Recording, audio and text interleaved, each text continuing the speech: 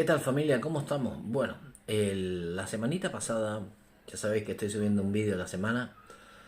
Trato de ya no subir contenido del día a día porque es una tontería.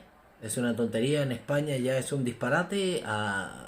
Entonces no hay una noticia seria, ya no es algo serio. Entonces quiero abrir otros aspectos, otro rango de visión hacia otros lados para que se tenga en cuenta este tipo de noticias. Bien.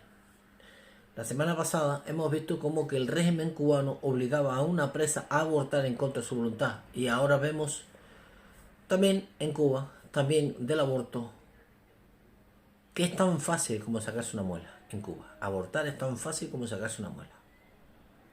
Igual cree que soy demasiado exagerado, pero no. Ven, vamos a empezar a leer. El título dice así: abortar en Cuba es una práctica tan fácil como sacarse una muela. Bien, alrededor del 42% de los embarazos en la isla no culminan. 42. Son 10 millones de personas como mucho que hay en Cuba. O sea, a la mitad de la población prácticamente. Hasta tú imagínate esto. 42% de los embarazos no culmina, no nace. 42 de 10 millones. Es una ida de olla total. Pero bueno, seguimos. En 30 años ha habido 4 millones de abortos. 4 millones de 10 millones. Es casi la mitad de la población, cabrón. Es casi la mitad de la población. Es impresionante. Esto es una soberana locura. Y claro, estas noticias no las vas a ver en ningún lado. Por eso, a mí no me sigue nadie, a mí cada rato me cierran los canales, me dan aviso de que esto usted no lo puede decir, usted esto no puede decirlo, pues casi seguro me cerrarán los canales con esto, o me pondrán un strike, una sanción, en fin. Esto lo escribió Camila Acosta, una señora periodista que vive en Cuba. Bien, dice así: abortar en Cuba es como sacarse una muela, sostiene la investigadora Gabriela López Díaz. Entre los años 1980 y 2019 practicaron en Cuba más de 4 millones de abortos, lo que representa aproximadamente el 36% de la población actual. Es que esto es lo grave, hermano. Esto es lo grave. La isla en donde alrededor del 41,9% de los embarazos culminan de esta forma, el 41,9%, tiene una de las tasas de aborto más altas de América Latina. Bien, tengo que hablar de Gabriela López Díaz, doctora esta, investigadora. Era muy cercana a Fidel, ¿vale? Ella, bueno, te voy a seguir leyendo porque no quiero distraerte. En Cuba se legalizó la práctica en 1936, pero solo para casos de violación. Siempre el aborto, cuando entra en los países, entra así, siempre. Puedes investigarlo, siempre.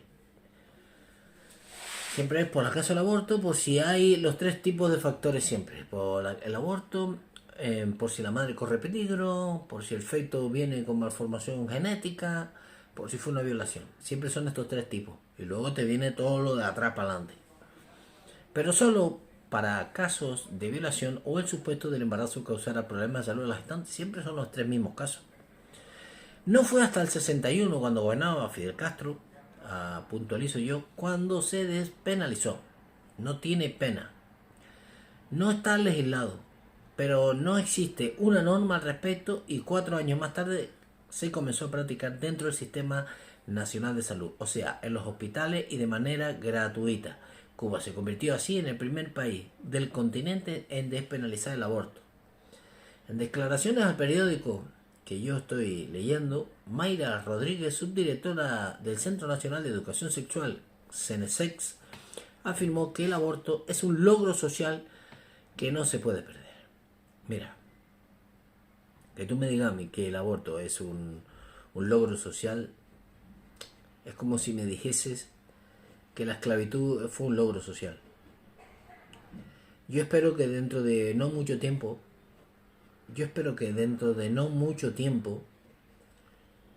veamos el aborto como vemos hoy la esclavitud. Eso es lo que deseo y le pido a Dios. Le pido a Dios siempre por los niños que mueren en el vientre materno.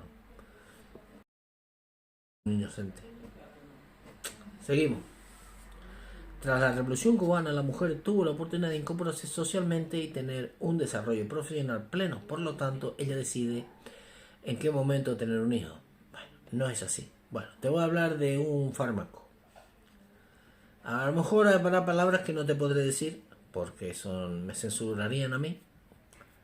Y quiero seguir destapando todo esto. El misoprostol, y el ribanol son medicamentos usados para provocar el fin de la vida de los bebés en Cuba. Misoprostol y ribanol. El primero fue retirado del mercado francés en 2018 por el mismo laboratorio que lo fabrica en Europa, debido a que se consideró que ponía en riesgo la vida de las mujeres al causarle hemorragia y ruptura intrauterina. El segundo, ribanol, se usa en la isla cubana como técnica de culminación tardía del embarazo, es decir, incluso hasta el tercer trimestre de la gestación. Virgen Santa. El doctor Oscar Elías Bisset comenzó a ejercer la profesión en los años 90 en el Hospital Materno Hijas de Galicia de La Habana. Era un devoto cristiano y objetó. Según cuenta, las prácticas de aborto mantenían bajas tasas de mortalidad infantil. Eso es lo que no quería decir antes. Cuba, como sabéis, la mortalidad infantil es muy baja, pues porque no deja que haya mortalidad infantil. No sé si me estoy explicando.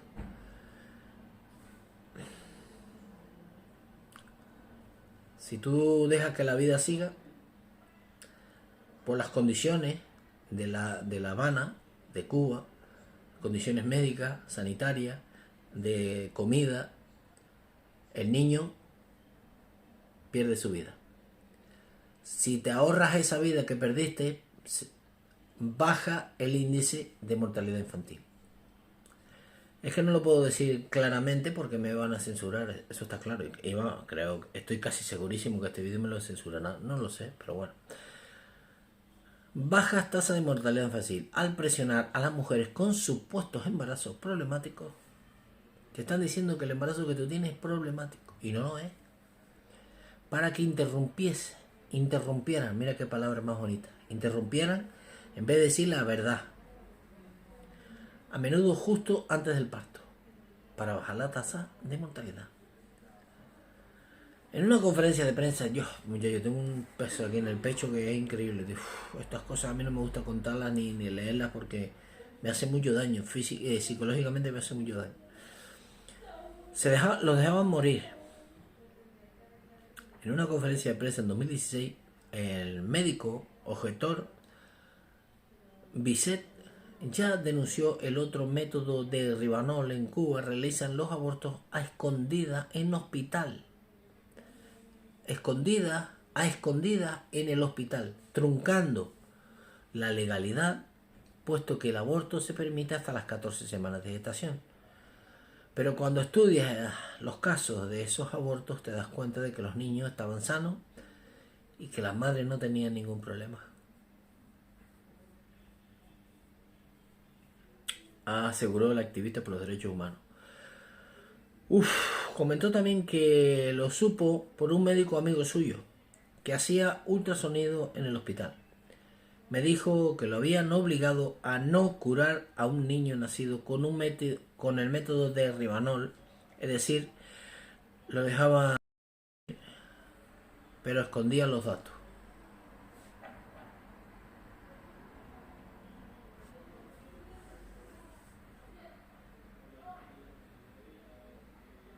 ¿Por qué? Porque sí. Porque si consignasen que había muerto subiría la tasa de mortalidad, y eso que querían esconder considerando estos casos como abortos. Te lo voy a explicar de otra manera. ¿Cómo bajas la tasa de asesinatos? ¿Dónde te pegó la bala? ¿En el corazón? Murió del corazón. de un fallo en el corazón. Te pegó en los riñones, murió de fallo en los riñones. La tasa de asesinato baja. Uf, madre santísima. El doctor Bisset pudo corroborar este testimonio al acceder al archivo del hospital.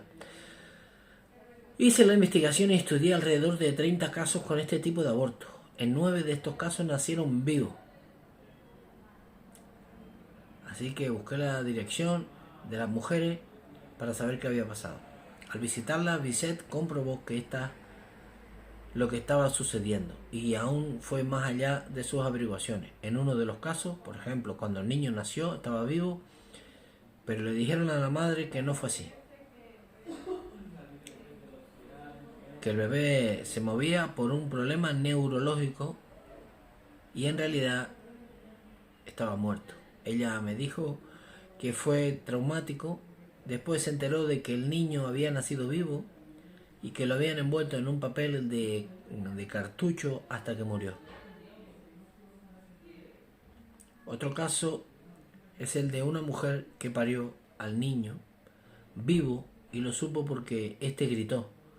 Pero los médicos y la enfermera la persuadieron de que no estaba vivo, diciéndole que estaba muy alterada y el grito no era del niño, de su niño.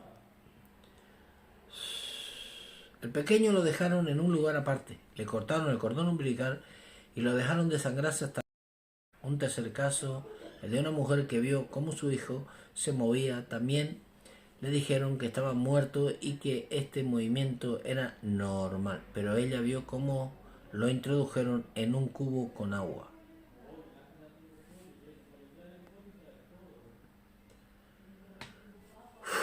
Perdón, pero hay que destapar todas estas mentiras.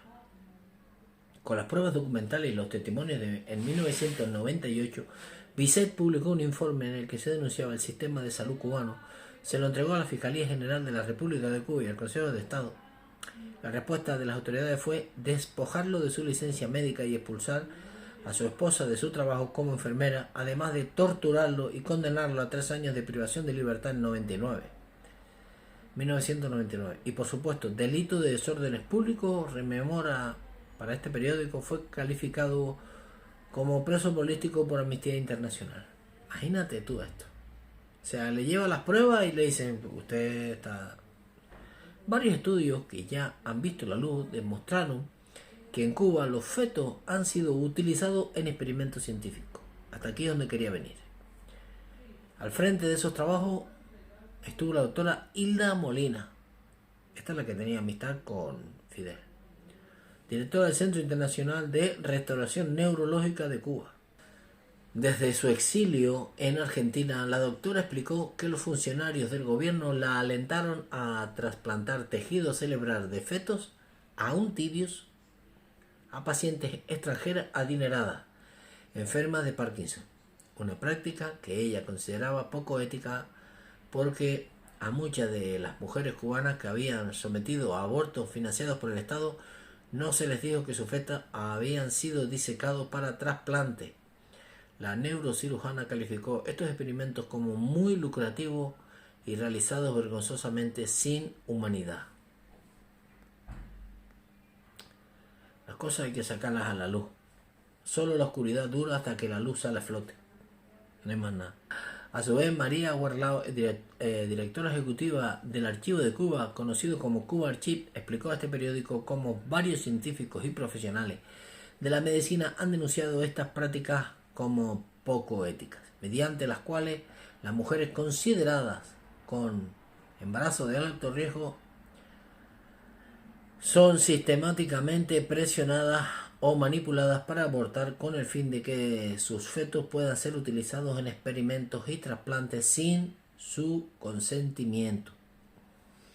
La investigadora expone que, según una publicación de la Revista Cubana de Neurología y Neurocirugía, órgano oficial de la Sociedad Cubana de Neurología y Neurocirugía, en 2017 habían terminado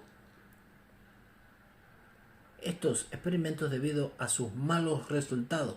Sin embargo, el Centro de Neurociencias de Cuba Continúa investigando enfermedades neurológicas y el desarrollo de tecnología avanzada para el diagnóstico e intervención del problema de salud de las madres. Detrás de ello vislumbra pudiera esconderse un entramado de tráfico internacional de órganos y tejidos.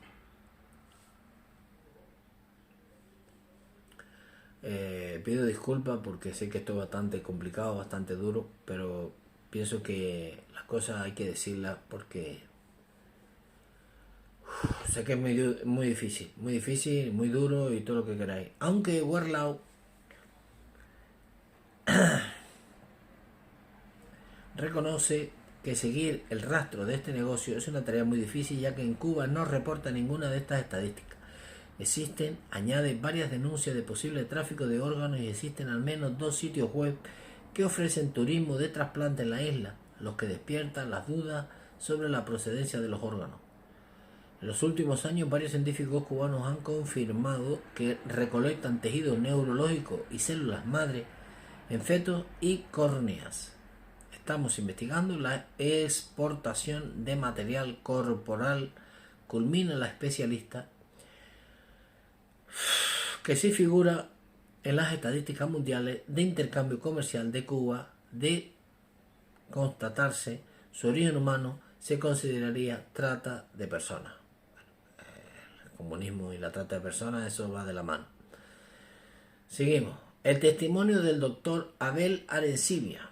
Era una monstruosidad, pero no tuve opción. Castigaban mi fe.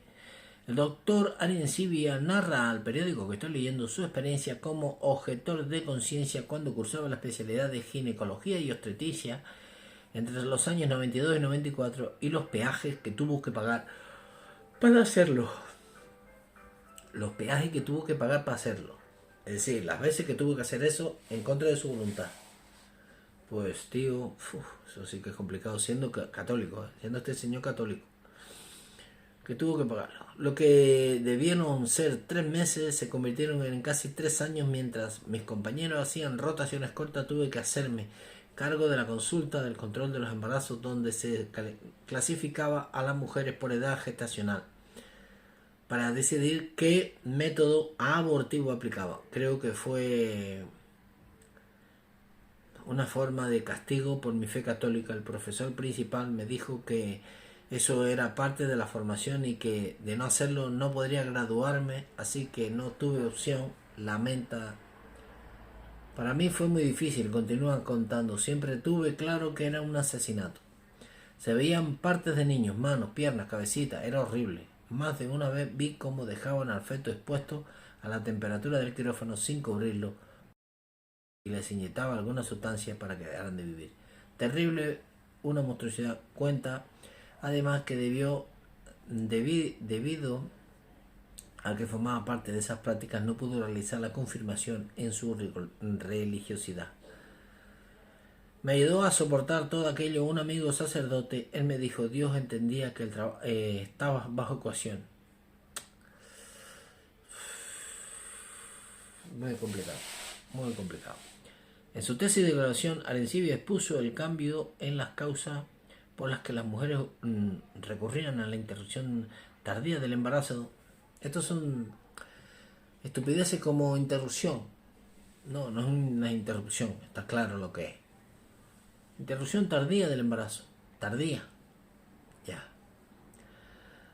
A través de un método de Rivanol, examinó las malformaciones congénitas a ciertas causas sociales, violaciones, crisis económica, convirtiendo a estas últimas en su prioridad, lo que coincidió con las investigaciones con los fetos en el CIREN, Centro Internacional de Restauración Neurológica de Cuba. Imagínate tú el negociazo que esta gente se tiene allí. Me pidieron que cambiara el tema más de una vez y me negué. Al final lo aceptaron y aprobé, pero nunca me dieron mi titulación. No me importaba porque sabía que me iba de Cuba y no tenía planes de seguir trabajando como ginecólogo. No quería porque en realidad desarrollé aversión a la especialidad. En 1995 logró salir del país hacia Venezuela, donde homologó su título de médico y cursó la especialidad de medicina de trabajo. Me queda la satisfacción de haber podido convencer a más de una chica de no abortar. Tengo una amiga que ahora vive en España y que siempre me dice que tiene a su hijo gracias a que yo la convencí de no. Creo que si todas estas chicas tuvieran el apoyo de alguien que le hicieran ver la monstruosidad de ese acto, no lo haría.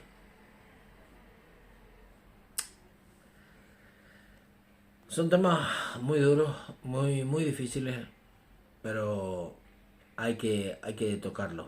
Hay que tocarlos, hay que decirlo, hay que exponerlos, porque esto no puede ser. Esto no puede ser. Uf, muy duro, muy duro. Lo peor es que yo ahora tengo que editar el vídeo oyendo todo otra vez. Pero no es con la he hecho todo esto y no sé si podré ponerlo para que ustedes lo vean, porque esto son información delicada. Trato de no decir ciertas palabras como lo que es realmente el aborto, porque hay una censura brutal, brutal, una censura brutal en las redes sociales. Trato de hacerlo, si no se puede, en otro vídeo ya os diré qué ha pasado, ¿vale? Trataré de decirlo de otra manera. Que esto es complicado, tío. Muy complicado porque esto es un tráfico, un negocio de la dictadura con los hijos de... Igual que la semana pasada vimos que el régimen cubano obligaba a la presidiaria a abortar para esto, para ganar dinero. Al fin y al cabo son números, son cifras. Perdón que se haga un poco largo, pero creo que hay que decirlo. Dejen su like, suscríbanse si quieren, porque quiero seguir con esto, destapando ciertas cositas.